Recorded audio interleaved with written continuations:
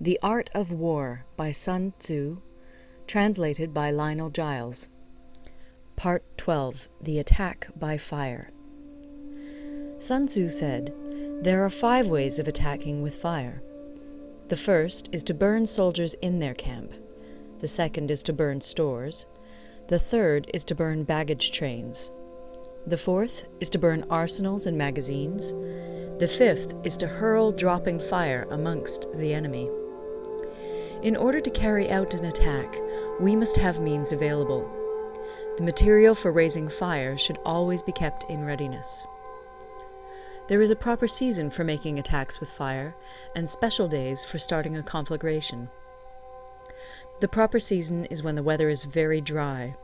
The special days are those when the moon is in the constellations of the Sieve, the Wall, the Wing, or the Crossbar, for these 4 are all days of rising wind. In attacking with fire, one should be prepared to meet 5 possible developments. 1. When fire breaks out inside to enemy's camp, respond at once with an attack from without. 2. If there is an outbreak of fire, but the enemy's soldiers remain quiet, bide your time and do not attack. 3. When the force of the flames has reached its height, follow it up with an attack, if that is practicable. If not, stay where you are. 4. If it is possible to make an assault with fire from without, do not wait for it to break out within, but deliver your attack at a favorable moment. 5. When you start a fire, be to windward of it. Do not attack from the leeward. A wind that rises in the daytime lasts long, but a night breeze soon falls. In every army, the 5 developments connected with fire must be known, the movements of the stars calculated, and a watch kept for the proper days. Hence, those who use fire as an aid to the attack show intelligence. Those who use water as an aid to the attack gain an accession of strength. By means of water, an enemy may be intercepted, but not robbed of all his belongings. Unhappy is the fate of one who tries to win his battles and succeed in his attacks without cultivating the spirit of enterprise, for the result is a waste of time and general stagnation. Hence the saying, "The enlightened ruler lays his plans well ahead. The good general cultivates his resources." Move not unless you see an advantage. Use not your troops unless there is something to be gained. Fight not unless the position is critical. No ruler should put troops into the field merely to gratify his own spleen. No general should fight a battle simply out of pique. If it is to your advantage, make a forward move. If not, stay where you are. Anger may in time change to gladness. Vexation may be succeeded by content. But a kingdom that has once been destroyed can never come again into being, nor can the dead ever be brought back to life. Hence the enlightened ruler is heedful, and the good general full of caution. This is the way to keep a country at peace and an army intact. End of Part 12. Part 13. The Use of Spies. Sun Tzu said, "Raising a host of 100,000 men and marching them great distances entails heavy loss on the people and a drain on the resources of the state. The daily expenditure will amount to 1,000 ounces of silver. There will be commotion at home and abroad, and men will drop down exhausted on the highways. As many as 700,000 families will be impeded in their labor. Hostile armies may feast each other for years, striving for the victory which is decided in a single day. This being so, to remain in ignorance of the enemy's condition simply because one grudges the outlay of 100 ounces of silver in honors and emoluments is the height of inhumanity. One who acts thus is no leader of men, no present help to his sovereign, no master of victory. Thus, what enables the wise sovereign and the good general to strike and conquer and achieve things beyond the reach of ordinary men is foreknowledge. Now, this foreknowledge cannot be elicited from spirits.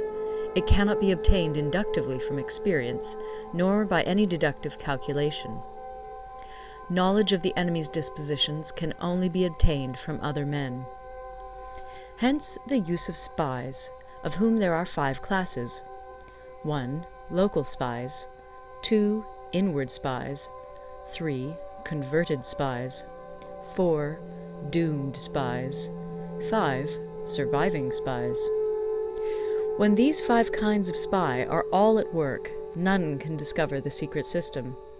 This is called divine manipulation of the threads.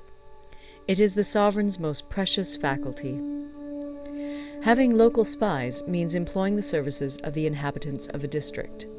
Having inward spies, making use of officials of the enemy. Having converted spies, getting hold of the enemy's spies and using them for our own purposes. Having doomed spies, doing certain things openly for purposes of deception, and allowing our spies to know of them and report them to the enemy. Surviving spies, finally, are those who bring back news from the enemy's camp.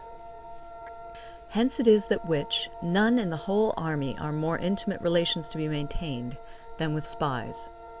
None should be more liberally rewarded. In no other business should greater secrecy be preserved.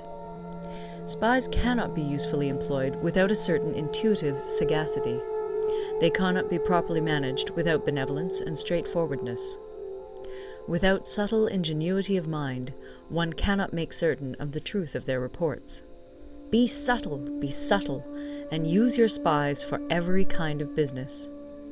If a secret piece of news is divulged by a spy before the time is ripe, he must be put to death together with the man to whom the secret was told. Whether the object be to crush an army, to storm a city, or to assassinate an individual, it is always necessary to begin by finding out the names of the attendants, the aides-de-camp, and doorkeepers and sentries of the general in command.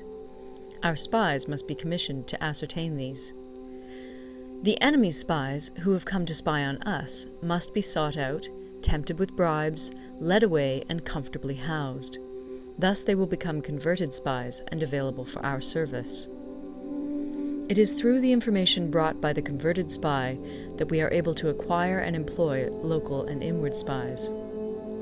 It is owing to this information again that we can cause the doomed spy to carry false tidings to the enemy. Lastly, it is by this information that the surviving spy can be used on appointed occasions. The end and aim of spying in all its 5 varieties is knowledge of the enemy, and this knowledge can only be derived in the first instance from the converted spy. Hence it is essential that the converted spy be treated with the utmost liberality. Of old, the rise of the Yin dynasty was due to Yi Qi, who had served under the Xia.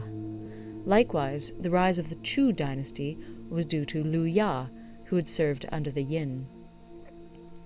Hence, it is only the enlightened ruler and the wise general who will use the highest intelligence of the army for purposes of spying, and thereby they achieve great results. Spies are a most important element in water, because on them depends an army's ability to move. End of The Art of War. Recorded in Toronto, Ontario by Moira Fogarty, October 2006.